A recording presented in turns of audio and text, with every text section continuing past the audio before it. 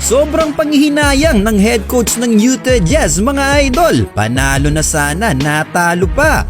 Well, Los Angeles Lakers versus Utah Jazz. What a wild ending game mga idol. Paano ba naman kasi game-winning shot na sana ni Collin Sexton nang tumawag pa ng timeout ang kanilang head coach na si Will Hardy. Well, sa last 20 seconds ng laro, isa lang ang lamang ng Lakers 105-104 nang isablay ni LeBron ang kanyang 3-point attempt. Kuha ng Jazz ang bola. Last 7 seconds may pagkakataon na sana ang Jazz para sa isang game-winning shot. Pero heto ang nangyari mga idol.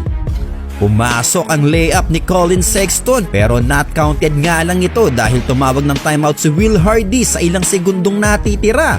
Nagulantang ang mga fans ng Utah Jazz, hindi rin makapaniwala itong si Collin Sexton, napapalakpak na lang mga idol. Well, sa huli ay hindi na nga sinwerte pa ang Jazz at nakuha ang panalo ng Lakers sa final score na 105-104. Buhat mode si AD at LeBron na kumamada ng 60 combined points.